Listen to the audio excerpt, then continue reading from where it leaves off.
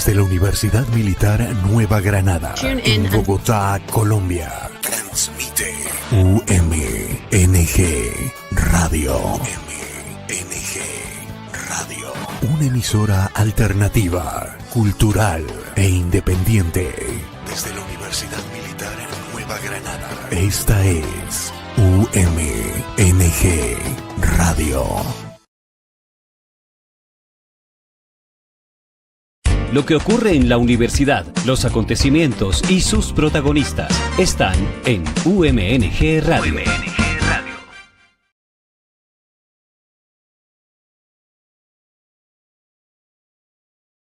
Speak Up, the podcast where you'll get to know this beautiful language in depth. Each week, we'll dive into exciting topics, share practical tips, and tell you fascinating English language stories. So whether you're studying, going to work, or just relaxing, connect, listen, and let's make English part of your world. Wherever you are, whenever you want, just hit play, tune in and listen up. Tune in to UMNG Radio every Tuesday from 11 a.m. till noon. Don't just learn English, live it.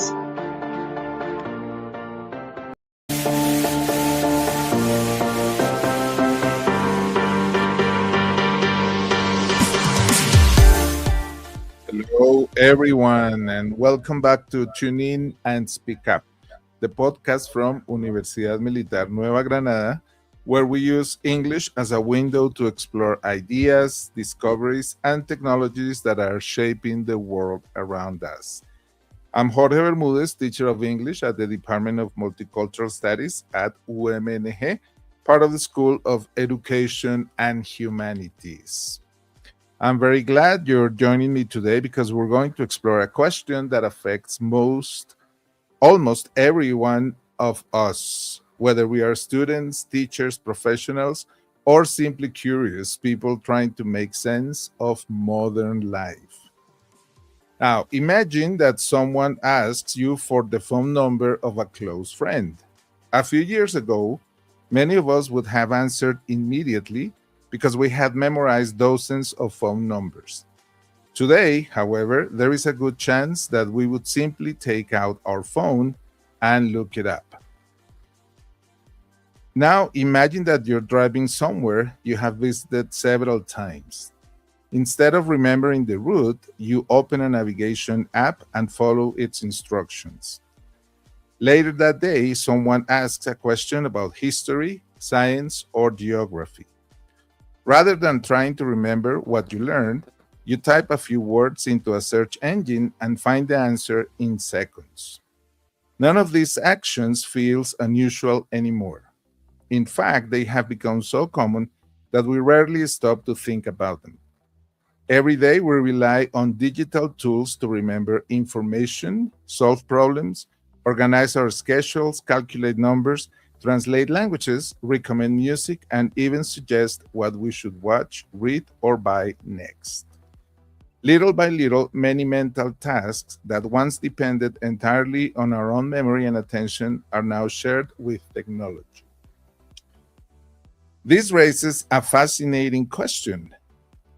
If our phones remember phone numbers, our computers store our documents, GPS remembers directions, and artificial intelligence can answer increasingly complex questions, what exactly is happening to the way we think? Are we becoming less intelligent because we depend so much on technology? Or are our brains simply adapting to a new environment?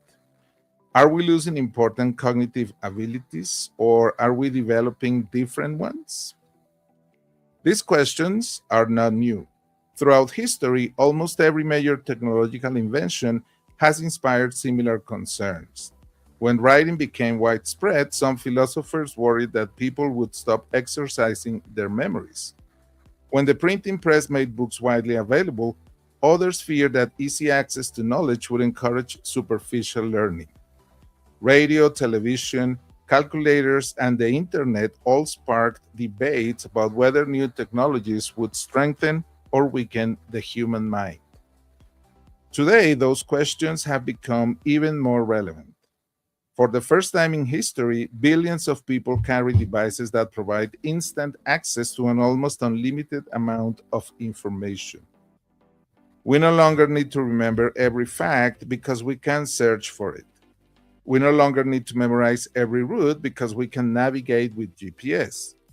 Increasingly, we do not even need to write every sentence ourselves because artificial intelligence can help us organize ideas, summarize information, and generate text in seconds. Some people see these developments as signs of extraordinary progress. Others worry that our ability to concentrate, remember, and think deeply is gradually disappearing. The truth, however, is probably much more interesting than either of these extremes. Modern cognitive science suggests that the question is not whether technology is making us smarter or dumber. Instead, researchers are asking a different question. How is technology changing the way our brains process information? In other words, perhaps we're not thinking less at all. Perhaps we are simply thinking differently. That possibility is both exciting and challenging. Human intelligence has never existed in isolation. For thousands of years, we have invented tools that extend our physical abilities, from the wheel to the airplane. Today, our digital technologies are beginning to extend some of our mental abilities as well. They can remember, calculate, organize, search, and even generate ideas. But every tool changes the person who uses it, and understanding those changes has become one of the most important scientific and philosophical questions of the 21st century. So, in today's episode, we will explore what researchers have discovered about memory, attention, information overload, deep reading, and artificial intelligence. We will ask whether our brains are adapting to an age of unlimited information and what we may be gaining, what we may be losing, and why the future of intelligence may depend not on how much information we can access ourselves. In many ways, the history of civilization is also the history of outsourced memory. Imagine living thousands of years ago, before writing had been invented. Every important piece of knowledge had to be carried in someone's mind. Families passed stories from one generation to the next by telling them aloud. In those societies, memory was not simply useful, it was essential. Forgetting important information could have serious consequences. Without notebooks, books, or digital devices, the human brain was the world's primary storage system. Then everything began to change. Around 5,000 years ago, writing emerged in different parts of the world. For the first time, people could preserve information outside their own minds. A story no longer depended entirely on someone's memory.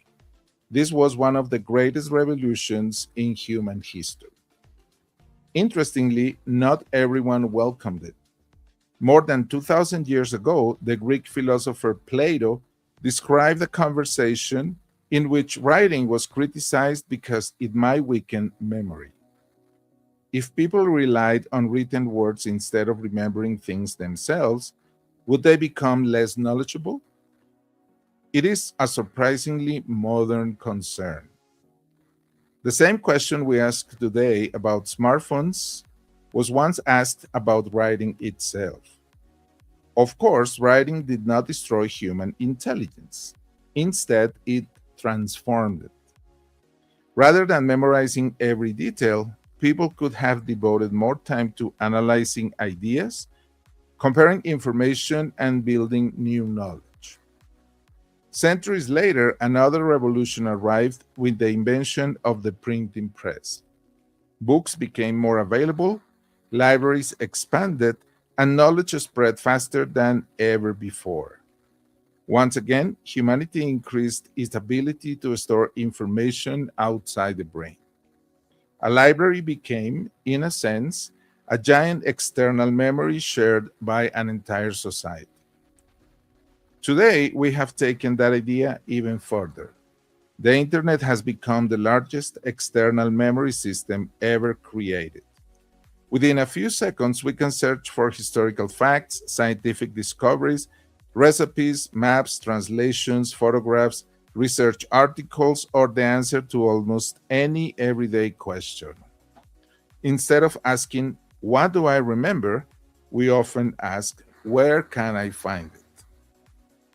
Researchers have discovered that this shift influences the way we remember information. One of the best known examples is the Google effect, sometimes called digital amnesia. Studies have found that when people believe information will be easy to find later, they are less likely to remember the information itself. Instead, they are more likely to remember where they can access it. In other words, our brains adapt by storing the path to knowledge rather than the knowledge itself. This does not mean our memories are becoming weaker. It means they are becoming more selective. In psychology, this idea is closely related to what researchers call transactive memory. Instead of storing every piece of information ourselves, we rely on external sources, or even other people, to remember certain things. For example, one friend may remember birthdays, another may know how to repair computers, and someone else may always know the best restaurants in town. Together, a group remembers more than any individual could alone. Today, digital technology has become part of that system. Our phones, computers, and cloud storage now function as external memory partners, helping us manage an enormous amount of information that would have been impossible to remember on our own. This is neither entirely good nor entirely bad. On one hand, outsourcing memory allows us to solve problems more quickly and gives us access to an extraordinary amount of knowledge. Students can consult scientific articles from around the world. Professionals can retrieve important documents instantly, and language learners can look up unfamiliar words in seconds. On the other hand, relying too heavily on external memory may reduce the effort we invest in remembering information ourselves. If every answer is only a few clicks away, we may become less motivated to build rich mental connections between ideas. After all, remembering is not simply about storing facts. The process of recalling information strengthens learning and helps us understand relationships between concepts. So maybe the real question is not, are we remembering less?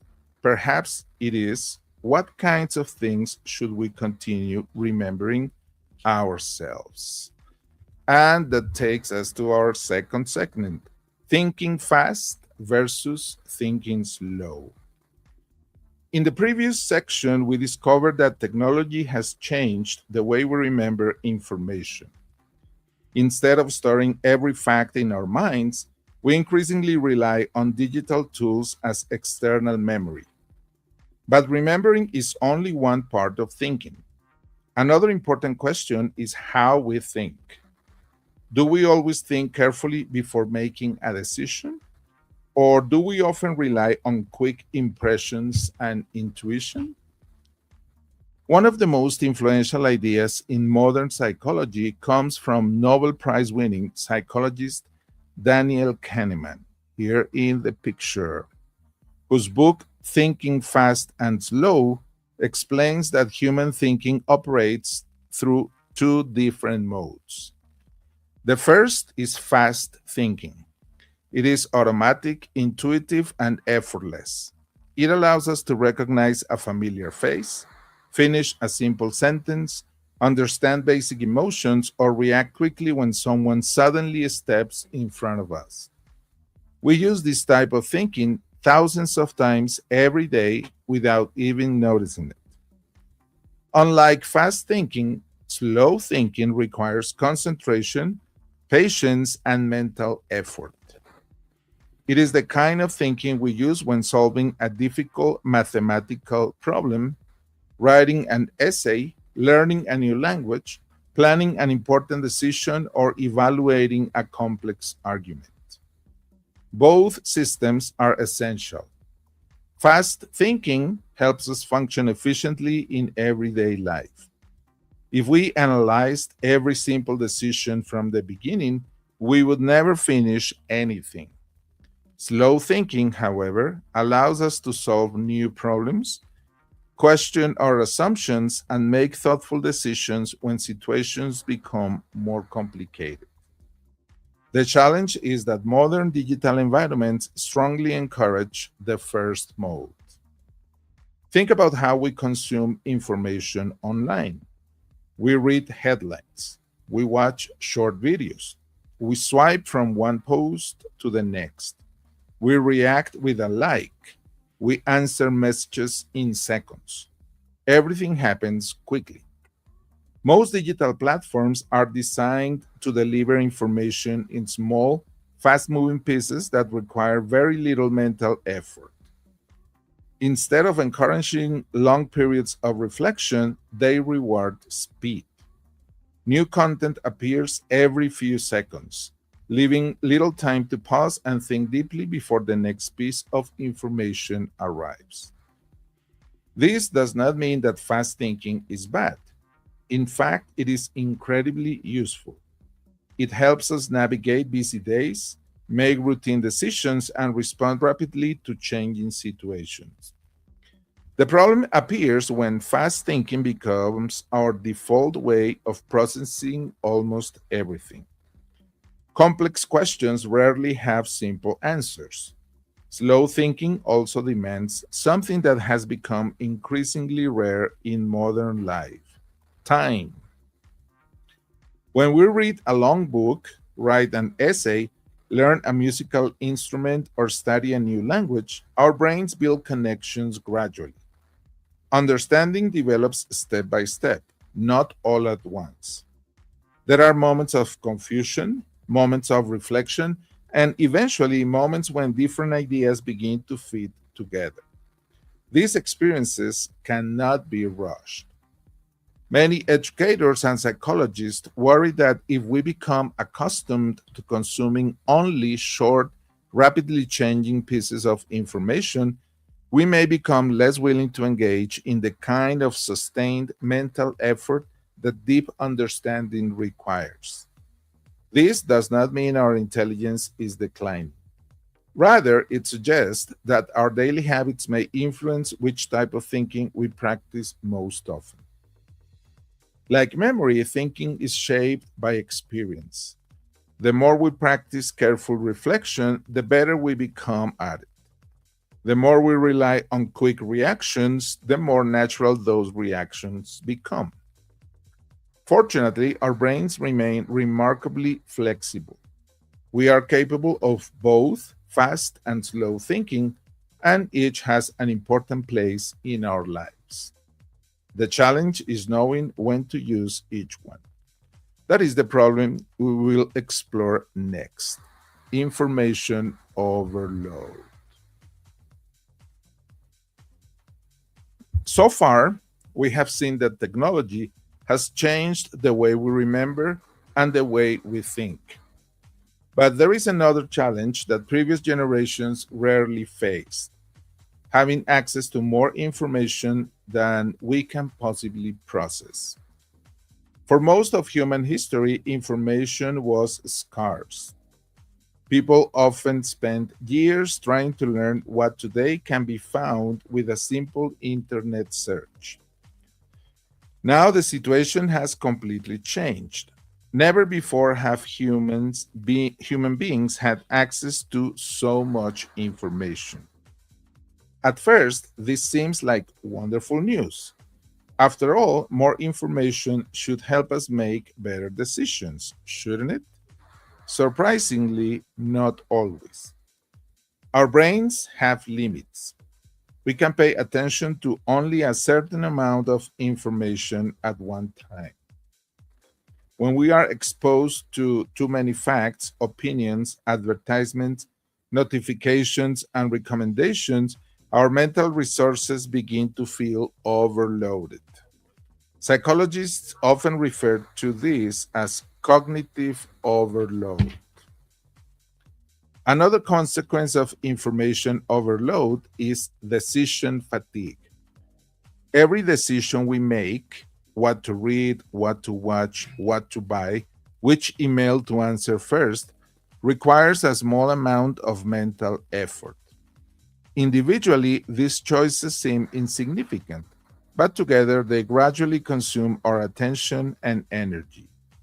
This may explain why many people feel mentally tired after spending hours online, even if they have not done physically demanding work.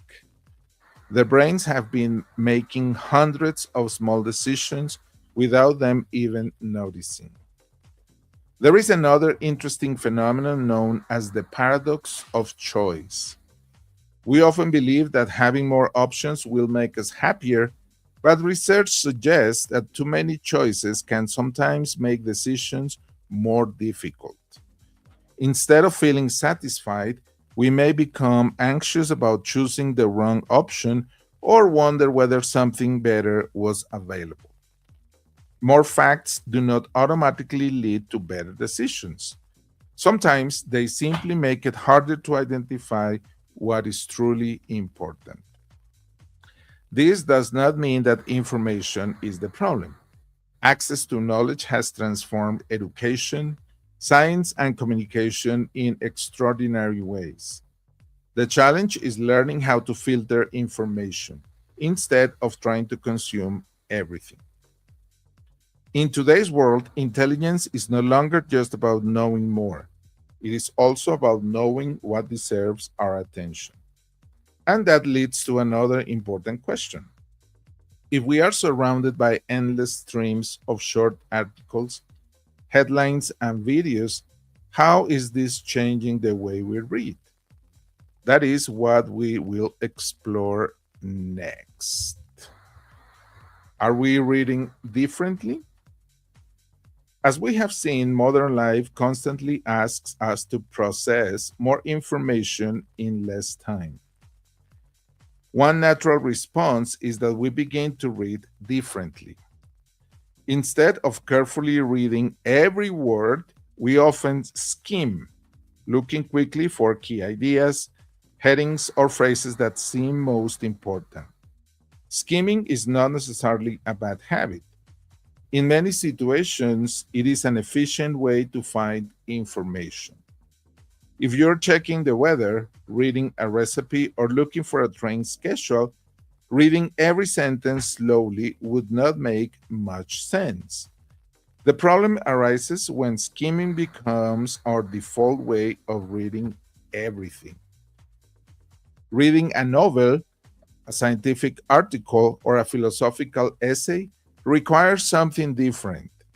It requires deep reading, the ability to follow a long argument, connect ideas, reflect on what we have read, and sometimes reread. This kind of reading is slower, but it allows for deeper understanding. Digital reading often makes this more challenging. When we read online, we are surrounded by distractions. Hyperlinks invite us to visit another page. Notifications appear on the screen. Advertisements compete for our attention.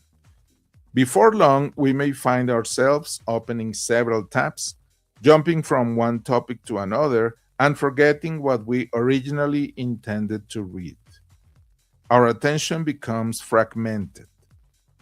Instead of spending 20 minutes exploring one idea, we spend 20 minutes briefly visiting many different ideas.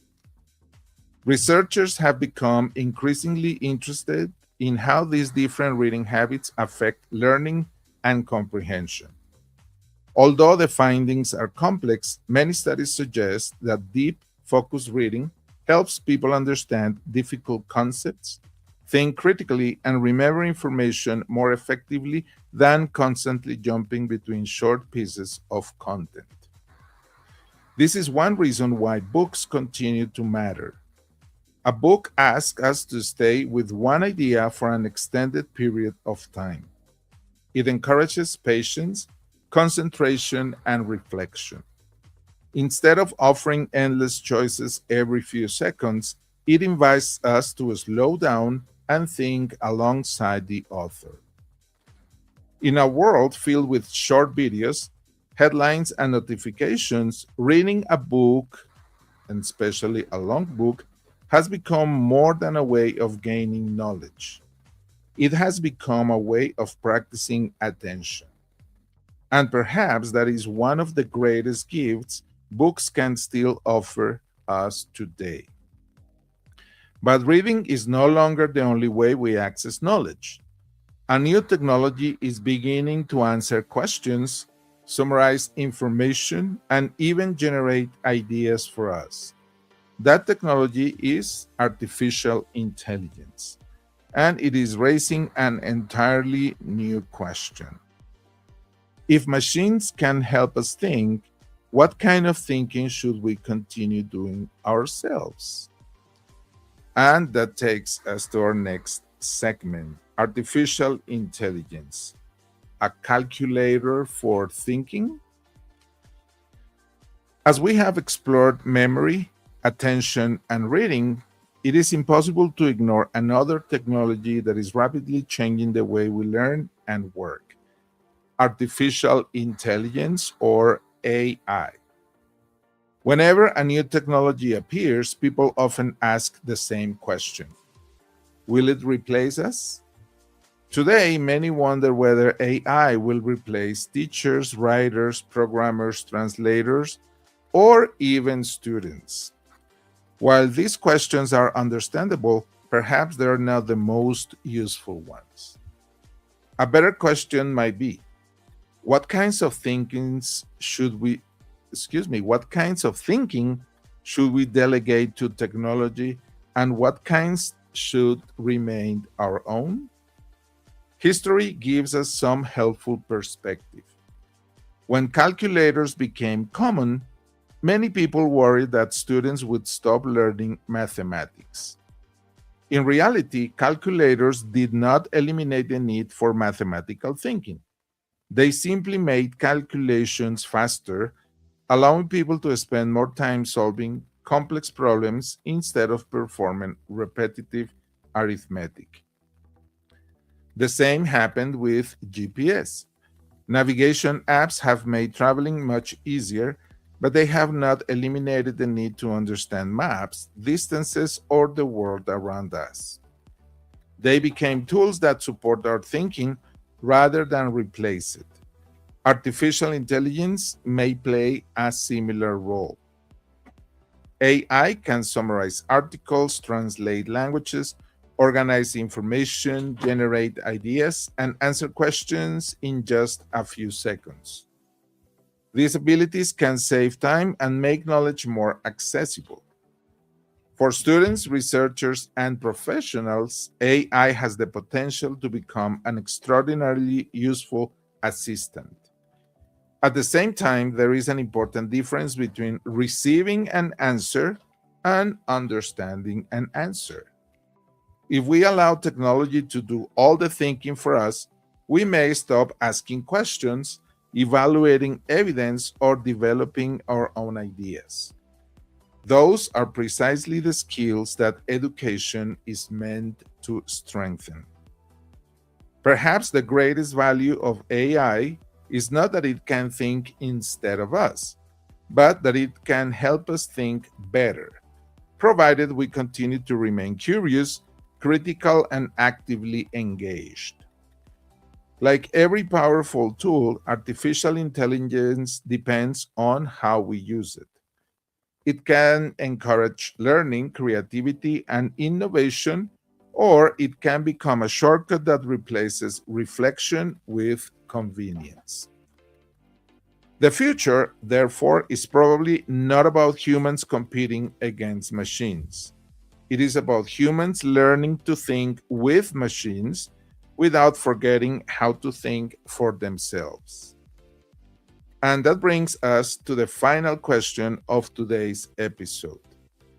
If technology continues to evolve, how can we protect one of our greatest human abilities, the capacity to think deeply and intentionally? And that takes us to our last segment, the skill of thinking deeply. After everything we have discussed today, you may be wondering whether our ability to think deeply is slowly disappearing. Fortunately, the answer is no. The human brain remains remarkably adaptable. Just as we can develop unhealthy habits through repetition, we can also build healthier ones. In other words, deep thinking is a skill, and like any skill, it improves with practice. Researchers who study learning, attention, and cognition suggest several habits that can strengthen our ability to concentrate. One of the simplest is reading longer text on a regular basis. Books, essays, and in-depth articles encourage us to stay with a single idea instead of constantly switching our attention. Another valuable habit is learning to accept moments of boredom. We often reach for our phones the instant we have a free minute, but those quiet moments give our minds time to reflect, connect ideas, and solve problems.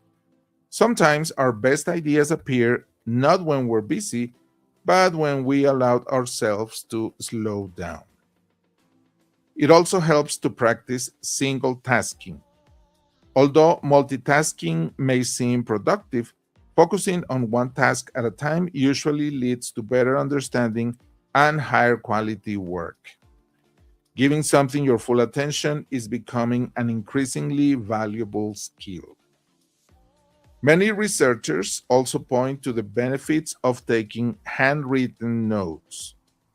Writing by hand is generally slower than typing, but that slower pace encourages us to process information, summarize ideas, and organize our thoughts instead of copying everything word for word. Finally, deep thinking requires reflection. Before accepting the first answer that appears in a search engine, or even the first answer produced by artificial intelligence, it is worth asking a few questions. Is this information reliable? Is there another perspective? What evidence supports this conclusion? These simple questions strengthen critical thinking and remind us that knowledge is built through curiosity, not just convenience. Perhaps this is the most important lesson of today's episode. Technology can give us information almost instantly, but it cannot replace careful judgment, creativity, or wisdom. Those qualities develop only when we take the time to think for ourselves. And that is the real challenge of the digital age. Not simply learning how to access information, but learning how to transform information into understanding. And that takes us to our closing reflection. As we come to the end of today's episode, I would like to leave you with a simple but important idea. Throughout history, every major technology has changed the way human beings live, learn, and communicate. Writing transformed memory. The printing press transformed education. The internet transformed access to knowledge. Today, artificial intelligence is beginning to transform the way we solve problems and interact with information. None of these inventions made human intelligence unnecessary. Instead, each one changed the skills that became most valuable. Perhaps that is why the question we asked at the beginning of this episode, are we thinking less or just thinking faster, does not have a simple yes or no answer. We are certainly surrounded by more information than any previous generation. And we have tools that can remember, calculate, translate, and even generate ideas in seconds. But having access to information is not the same as understanding it. Facts can be found almost instantly. Wisdom cannot. In many ways, the challenge of the 21st century is no longer collecting knowledge. It is learning how to slow down long enough to make sense of it.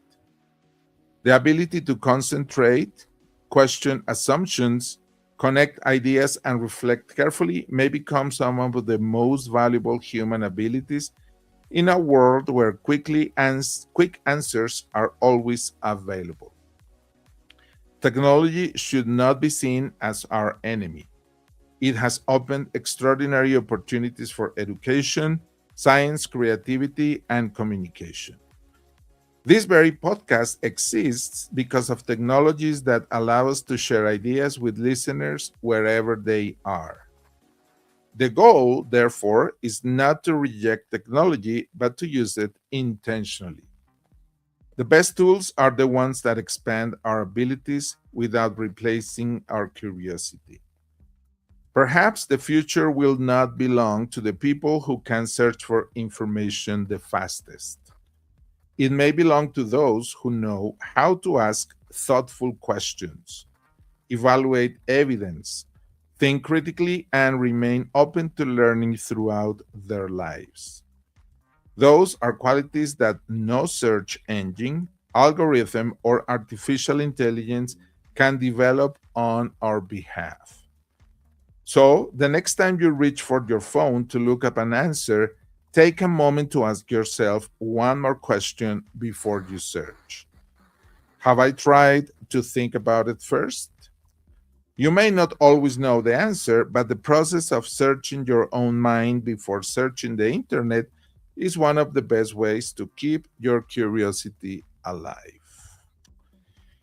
Okay, thank you for joining me for another episode of Tune In and Speak Up. I hope today's conversation has encouraged you to think not only about technology, but also about your own thinking. If you enjoyed this episode, share it with someone who loves asking questions and learning new ideas. Until next time, keep practicing your English, keep exploring the world with curiosity, and remember, technology can help us find information, but only we can transform that information into understanding. See you in the next episode. Leito, thank you very much. See you next week.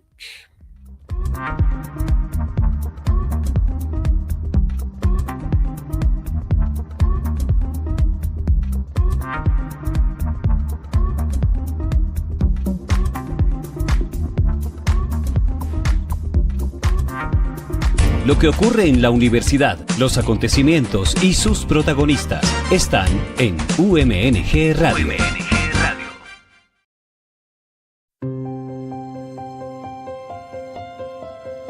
Nunca imaginé que una decisión pudiera cambiar tantas cosas. Pensé que venía a prepararme para una profesión, pero con el tiempo entendí que también me estaba preparando para la vida. En la UMNG entendí que el conocimiento solo cobra sentido cuando sirve para alguien más.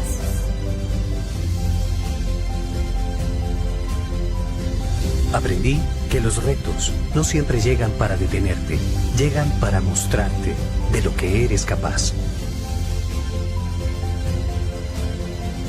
Y casi sin darme cuenta comencé a cambiar. No porque alguien me dijera quién debía ser, sino porque descubrí quién podía llegar a ser.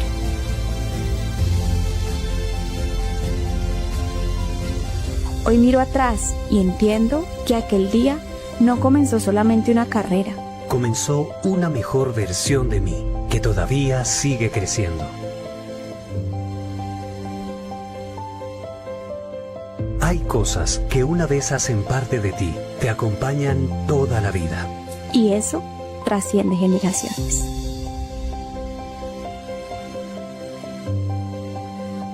¡Feliz aniversario! Universidad Militar Nueva Granada.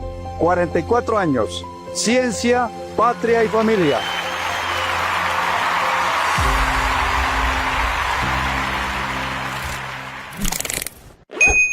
Lo que ocurre en la universidad, los acontecimientos y sus protagonistas están en UMNG Radio.